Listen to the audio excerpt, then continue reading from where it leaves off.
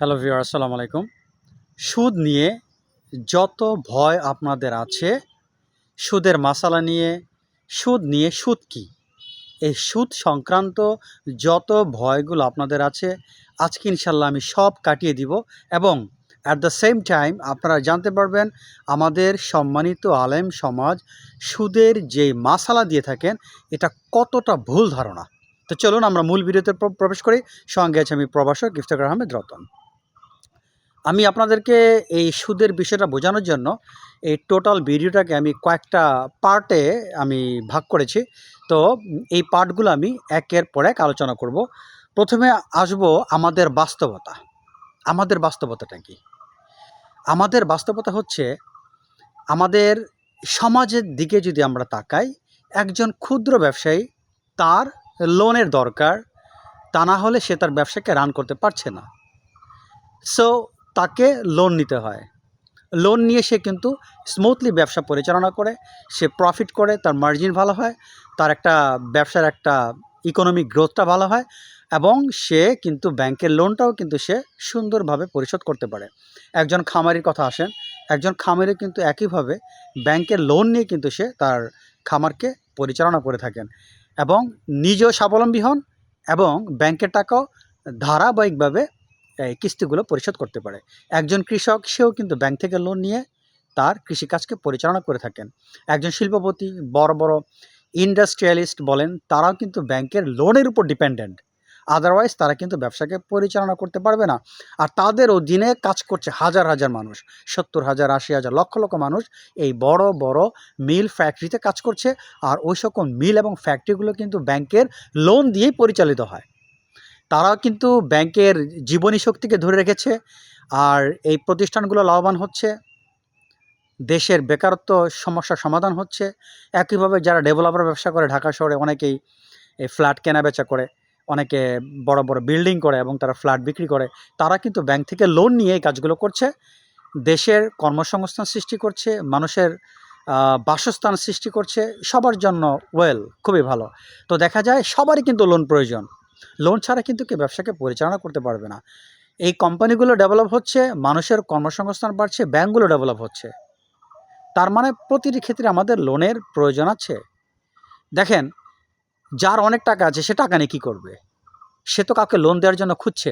আবার এমন লোক আছে যার ইন্টেলিজেন্সি আছে, ব্যবসার সিস্টেম সে ভালো জানে, বাট তার ক্যাপিটাল নাই, তার মূলধন নেই, তার কিন্তু লোন প্রয়োজন। এখন আপনি একজন ওয়েলদি পারসন, আপনার প্রচুর টাকা আছে, এখন আপনি কাউকে ৫০ লক্ষ টাকা দিলেন, সে ব্যবসা করে লাভবান হলো, আপনি তার কাছ থেকে কোনো মুনাফা নেবেন না।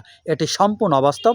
এবং এই আধুনিক যুগে আমরা এই বাস্তবতা আমরা কখনো এটাকে স্বীকার করতেই পারি না যে তাকে আমি লোন দিয়ে যাব, বাট কোনো কিছু নিব না। এটি কোয়াইট ইম্পসিবল। একটা যুক্তিসঙ্গত মানুষ এটাকে কোনোভাবেই গ্রহণ করতে পারে না। আলেম সমাজরা বলছেন না, টাকা দিয়ে কিছু বেশি নিলে সেটা সুদ। তাহলে পুরো ইকোনমিক গ্রোথটা সারা ওয়ার্ল্ডের সঙ্গে সঙ্গে কলাপস হবে।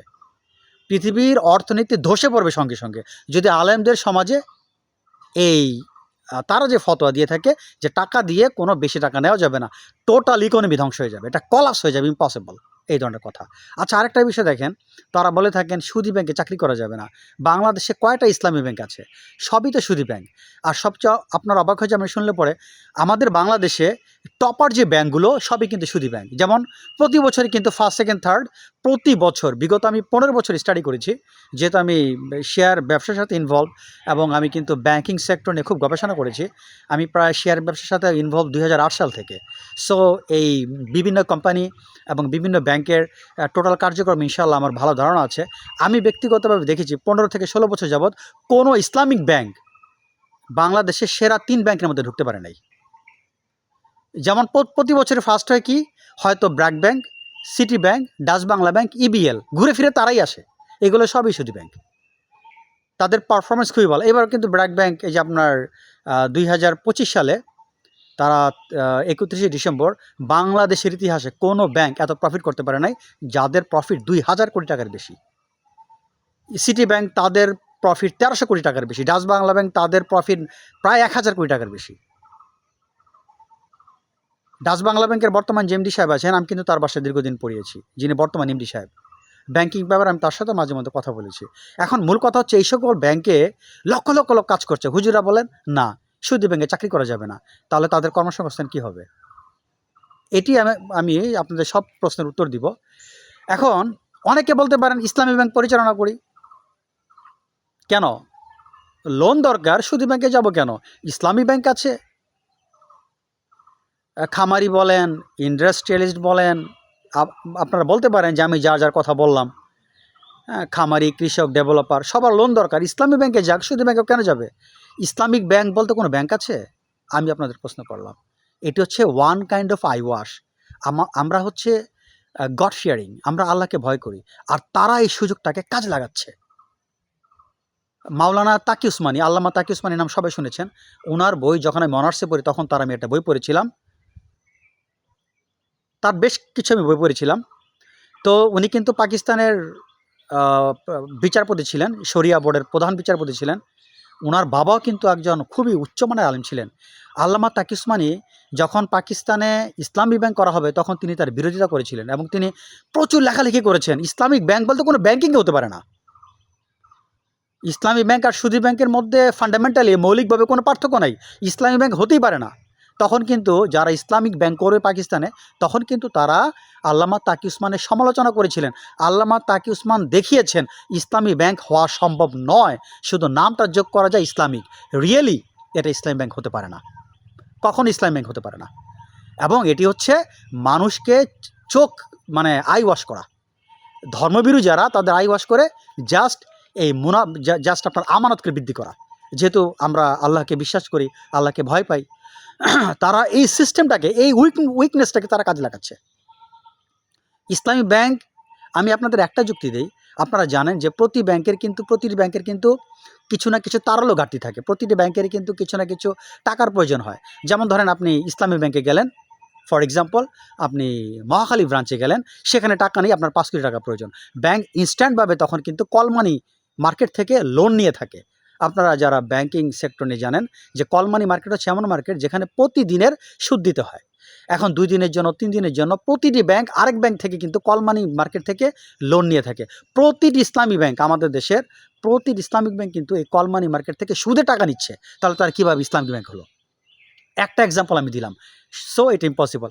তারা শুধু আমাদের আই ওয়াশ দেয় যে তারা ফিক্সড করে না ইন্টারেস্ট রেটটা 9% বা 9.5%। এই ধান্দাবাজি করে তারা কি করছে? আমাদেরকে দেখায় যে তারা সুদমুক্ত, রিয়েলি তারা সুদমুক্ত নয়। আরেকটা মজার বিষয় আপনাদেরকে বুঝাই। আপনারা জানেন ব্যাংকিং বিজনেস কিন্তু লাভ লস দুটোই আছে। বাংলাদেশে কিন্তু অনেক ব্যাংক বর্তমানে কিন্তু আপনার প্রচুর ডিফল্ট লোন ছড়িয়ে পড়েছে বাংলাদেশে। তো অনেক ব্যাংক দেউলিয়া হয়ে গিয়েছে। এবং দেউলিয়া ব্যাংক যদি দেউলিয়া হয়, অনেক ব্যাংক দেউলিয়ার কাতারে চলে গেছে, তাদের আপনার প্রভিশন ঘাটতি বিশাল এবং তাদের ডিফল্ট লোনের অ্যামাউন্ট অনেক 70% প্লাস বলা যায়। ডিফল্ট লোন তাদের স্ট্যান্ডার্ড ডিফল্ট লোন হচ্ছে বিলো 4%, তাদের মোর দ্যান 70%। তাহলে তাদের ডিফল্ট লোন কত দেখেন। তারা যদি 20 বছর তাদের আর্নিং মুনাফা থেকে যদি তারা প্রভিশন করে, তারপরে কিন্তু তাদের এই লোন এই লসটাকে রিকভারি করা সম্ভব নয়। দেশের যেই সুদী ব্যাংকগুলো আছে তারা যদি কোনো কারণে কলাপস হয়ে যায়, তাহলে কিন্তু আমানতকারী যারা ব্যাংকে এফডিআর করেছিলেন, টাকা দিয়েছিলেন, তাদের কিন্তু কোনো লস হওয়ার সম্ভাবনা নেই, তারা কিন্তু টাকা পাবেন। যাবতীয় ক্ষতি কিন্তু শেয়ার হোল্ডার যারা, স্পন্সর যারা আছে, মালিক পক্ষ যারা আছে, তারা কিন্তু ফেস করবেন, কিন্তু আমানতকারী যারা তারা কিন্তু ফেস করবেন না। সুদী ব্যাংকের সিস্টেমে এই নিয়মটা আছে। ইসলামিক ব্যাংকে কিন্তু আপনাদেরকে জুলুম করছে। কিভাবে জুলুম করছে? আপনি ইসলামিক ব্যাংকে 5 কোটি টাকা রাখলেন, ওই ব্যাংকটা কলাপস হয়ে গেল, দেউলিয়া হয়ে গেল, আপনি আপনার টাকা পাবেন না, সামান্য টাকা পাবেন। মালিক পক্ষের কোনো ক্ষতি নেই। দেখেন কত বড় জুলুম। মালিক পক্ষের কিন্তু কোনো ক্ষতি নেই, ক্ষতি কিন্তু আমানতকারীদের। কেননা আপনি তো আমাদের কাছে ব্যবসার জন্য দিয়েছেন, ব্যবসা লাভ লস হতেই পারে। লস হয়েছে, আপনি লসের ভাগ কেন নেবেন না? সুন্দর কিন্তু ফতোয়া তারা দিয়ে দিলেন। এই জন্য আহলে হাদিসের লোকেরা ইসলামিক ব্যাংকে ডাবল হারাম বলে। আহলে হাদিস লোকেরা কিন্তু বলে ইসলামিক ব্যাংক শুধু হারাম না, এটা আরও বেশি হারাম, ডাবল হারাম। এখন ইসলামিক ব্যাংকের ডেফিনেশন বুঝতে পারছেন? কোনটা ইসলামিক ব্যাংক দেখান না ভাই। অনেকে বলতে পারেন এই ব্যাংকটা তো আরও ভালো। আরে ভাই, এই ব্যাংকও তো প্রতিদিন কল মানি মার্কেট থেকে সুদে টাকা নিচ্ছে, ও কি ওই বেচারা কি সুদ থেকে মুক্ত? এই জন্য আল্লামা তাকি উসমানী বলেছেন ইসলামী ব্যাংক সম্ভব নয়, আদৌ সম্ভব নয়। সো আমাদের প্রচলিত সুদী ব্যাংক থেকে টাকা নিতে হবে, এই 10% 15% যেটা হোক। আচ্ছা, আপনার এখানে আরেকটা বিষয় আমি বলবো যে উম, রিবা, যেটা আমাদের আলেম সমাজরা বলে থাকে রিবা মানে সুদ। তো রিবা হচ্ছে প্রাচীন আরবি শব্দ। রিবা, রিবার অর্থ হচ্ছে যেই সুদ 100% বা তার বেশি, সেটাকে রিবা বলা হয়েছে। প্রচলিত যে কনভেনশনাল ব্যাংকিং আছে, যেখানে 10%, 12%, 13%, এখন তো অবশ্যই ইন্টারেস্ট রেট একটু হাই। আপনার আগে তো 11% হারও ব্যাংক লোন দিয়েছে, 9-11 সিস্টেম ছিল, 6-9 সিস্টেম ছিল, 6-9 সিস্টেম ছিল। এখন রিবা মানে সুদ। রিবা প্রাচীন আরবি শব্দ, তার মানে ওই সুদকে বোঝানো হয়েছে যে সুদ 100% বা তার বেশি। অর্থাৎ 1,00,000 টাকা নিয়েছেন, আপনাকে 1,00,000 টাকা দিতে হবে। কিন্তু আমাদের দেশে কোনো ব্যাংক আছে এখন হয়তো সর্বোচ্চ 13% বা 14% বা 15% ধরেন, তাহলে এটাকে রিবার কাতারে পড়ে? আমাদের সম্মানিত আলেম সুদ বলতে যে ফতোয়া দিয়েছেন, রিবার যে অর্থ, রিবার অর্থ হচ্ছে 100% সুদ। 1,00,000 টাকা নিয়েছেন, আপনার 1,00,000 দিতে হবে। আপনারা জানেন এই সিস্টেম ছিল তৎকালীন ইসলামের প্রথম যুগে। ইভেন ইসলাম আসার আগেও এরকম ছিল যে তুমি যা টাকা নিয়েছো তার 3 থেকে 4 গুণ টাকা দিতে হবে। 1,00,000 নিয়েছো, 4,00,000 দিতে হবে। যদি না দিতে পারো, তোমাকে আমার গোলামি খাটতে হবে। তুমি যদি অক্ষম হও, তোমার ছেলে মেয়েকে গোলামি খাটতে হবে। আর এইসব কারণে মহান আল্লাহ তাআলা সুদের ব্যাপারে কঠোর কঠোর হুঁশিয়ারি দিয়েছেন। বর্তমানে যে 10%, 12%, 13% সুদ আছে, আরে ভাই, এর বিরুদ্ধে বলে নাই, বলেছে ওই সকল সুদের বিরুদ্ধে যে 200%, 100%, 4 গুণ, 400 গুণ এগুলো ছিল। 1,00,000 টাকা নিয়েছেন, 4,00,000 দিতে হবে। এইসবের সুদের বিরুদ্ধে। এবং সুদের টাকা না দিতে পারলে গোলামি খাটতে হবে আজীবন। তুমি না পারলে তোমার ছেলে চাকরগিরি করতে হবে। এদের বিরুদ্ধে মহান আল্লাহ এবং তার রাসূল ভয়ঙ্কর বাণী উচ্চারণ করেছেন এবং বলেছেন সুদের সর্বোচ্চ শাস্তি মহান আল্লাহ তাআলা ও তার রাসূলের বিরুদ্ধে যুদ্ধ ঘোষণা করা সর্বোচ্চ পাপ, আর সর্বনিম্ন পাপ নিজের মায়ের সাথে জিনা করা। ভাই, 12% হারে লোন নিচ্ছেন, এই বিরুদ্ধে এগুলো বলা হয় নাই, এই সুদের বিরুদ্ধে বলা হয়েছে। তো আমরা দেখেন, আপনি ভাই লোক আমাকে দেখান, অনেক আলেমরা ক্রেডিট কার্ড ব্যবহার করে, এটিকে লোন ছাড়া? বাংলাদেশের বড় বড় যারা স্বনামধন্য আপনার আলেম আছেন, অনেকেরই কিন্তু পকেটে ক্রেডিট কার্ড পাওয়া যাবে। কোন ক্রেডিট কার্ড সুদ ছাড়া? দেখান তো আমাকে। তাহলে সুদ ছাড়া কে আছেন? আপনি যদি সুদবিহীন চিন্তা করেন, এই জগৎ সম্ভব নয়, আপনাকে আরেকটা গ্রহে যেতে হবে। আমাদের ব্যাংকিং সেক্টর 10, 15, 20% এটা কখনোই রিবার আওতায় পড়ে না। এটি একটি one kind of business system. ব্যাংকও ডেভেলপ হচ্ছে, আমরা ডেভেলপ হচ্ছি। কিন্তু আমাদের এই যে মানুষ, ইসলামপ্রিয় মানুষগুলো, তাদেরকে কিভাবে আলেম সমাজ একটা নেগেটিভ চিন্তার মধ্য দিয়ে রেখেছে। তারা ভয়তে ব্যবসা করতে পারছে না, সবসময় ভয় হয়, টাকা নিতে পারছে না। আর এই ধরনের ফতোয়া শুনে যারা বিধর্মী, তারা চিন্তা করে এই একটা ধর্ম ইসলাম, যেই ধর্ম পালন করা সম্ভব না, এটি হচ্ছে সেই প্রস্তর যুগের ধর্ম। কিভাবে সম্ভব? আর এই ধরনের যদি আমাদের ধর্মের ব্যাখ্যা করা হয়, ভাই, এই ধর্ম তো চলবে না। বরং আমাদের ধর্মটাকে মানুষ আরও ইনসাল্ট করবে যে কি একটা ধর্ম, বাস্তব বহির্ভূত একটা ধর্ম, যেখানে বাস্তবতার সাথে কোনো রিলেশন নাই। কিসের ধর্ম এটা? যাই হোক, এবার আমি আরেকটা পয়েন্টে আসবো। আল্লামা তাকি উসমানির ব্যাপারে তো বললাম। আল্লামা, আপনারা হয়তো নাম শুনেছেন, উনি কিন্তু বিশিষ্ট ইসলামিক চিন্তাবিদ, স্কলার্স, আল্লামা ইউসুফ আলী। ওনার বইটা কিন্তু ইউরোপ এবং আমেরিকা প্রচুর চলে, ওনার কোরআন শরীফ অনুবাদ। উনি কিন্তু বলেছেন রিবা, বর্তমান যে প্রচলিত ব্যাংকিং 10%, 12%, 15%, এটা রিবার আওতায় পড়ে না। এটা উনি অ্যাকনলেজ করেছেন, স্বীকার করেছেন, এটা রিবার আওতায় পড়ে না। এইটা ঠিক আছে, কিন্তু রিবা বলতে জুলুম করে যেই ইয়েটা করা হয়, ইসলাম জুলুমকে পছন্দ করে না। দেখেন, আপনার ইসলামের প্রথম যুগে বা তার আগে কিন্তু সুদের যে রীতিনীতিগুলো ছিল, সেগুলো খুব ভয়ঙ্কর ছিল। আপনারা মার্চেন্ট অফ ভ্যানিসে কিন্তু ওই যে উইলিয়াম শেক্সপিয়ারের লেখাটা আপনারা পড়েছেন, যে একজন ইহুদি লোক, তার কাছ থেকে লোন নেওয়া হয়েছিল। সে বলছে যদি লোন পরিশোধ করতে না পারো, তাহলে আমি তোমার শরীরের যে কোনো অংশ থেকে আমি 1 পাউন্ড গোস্ত কেটে নিব, যদি লোনে টাকা দিতে না পারো সময় মোতাবেক। কত কঠিন লোনের সিস্টেম ছিল এবং সুদের কত ভয়ঙ্কর নিয়ম ছিল। তো তখনকার যুগে সুদ খুব কঠিন ছিল এবং ভয়ঙ্কর হারে সুদ নেওয়া হতো। আল্লাহ এবং তার রসুল ওই সকল প্রথার বিরুদ্ধে শাস্তির ঘোষণা করেছেন। বর্তমান যে ব্যাংকিং সিস্টেম, সেটার বিরুদ্ধে নয়।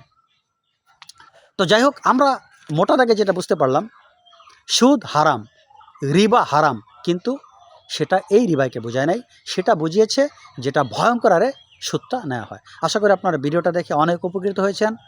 এই ধরনের ইম্পর্টেন্ট ভিডিও পেতে প্লিজ চ্যানেলটি সাবস্ক্রাইব করবেন। আজ এই পর্যন্ত, আল্লাহ হাফেজ।